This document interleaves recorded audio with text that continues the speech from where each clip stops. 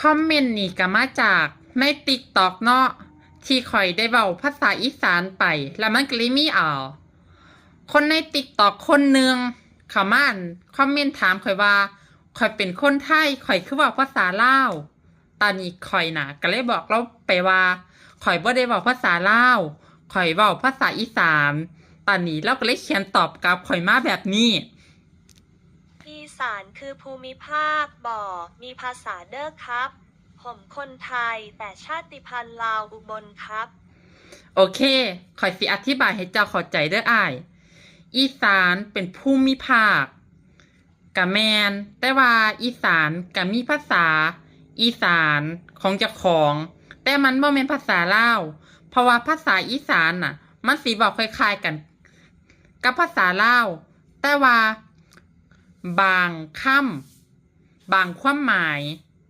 มันอาจสิใกล้เคียงแต่ว่าถ้าเอาไปเว้าอยู่ลาวมันอาจสิแปลความหมายเป็นอีกอย่างหนึ่งก็ได้มันมีบักหลายคำเลยที่ในภาษาอีสานเว้าแต่ว่าในภาษาลาวน่ะบ่มีแต่ว่าบางเทียมีแต่ว่ามันอาจสิแปลเป็นความหมายแบบคนละอย่างอย่าง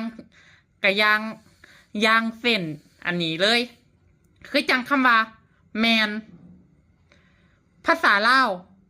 เว้าว่าโดยแต่ว่าในภาษาอีสานน่ะมันบ่มีได้คำว่าโดยถ้าคนอีสานบ่เคยบอกกับคนลาวถ้าคนลาวมาบอกกับคนอีสานคำว่าโดยเนี่ยคนอีสานเขาสิงงทันทีเลยได้ว่าเอ้าโดยมันหมายความว่าจังใดเจ้าเข้าใจบ่แล้วอีกอย่างหนึ่งนะในประเทศไทยนะข่อยสิอธิบายให้เจ้าฟังคือจังโคราชจังสิก็เป็นภูมิภาคแต่ว่าโคราชเขาก็มีภาษาโคราชของเขา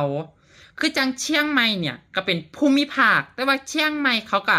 มีภาษาเชียงใหม่ที่ในจังหวัดเขาใส่กันที่มันบ่แม่นภาษาไทยเจ้าเข้าใจบ่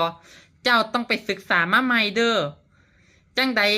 ก็แล้วแต่ข่อยก็สิอยากสิบอกเจ้าว่าภาษาอีสานกับภาษาลาวมันเว้าคือจังกันอยู่ก็จริงแต่ว่ามันคนละภาษามันบ่แม่นภาษาเดียวกันเพราะว่ามันมีหลายคำเว้าหลายความหมายมากเลยแหละที่คนอีสานเว้าแล้วในประเทศลาวเขาบ่เว้าหรือว่าในประเทศลาวเขาเว้า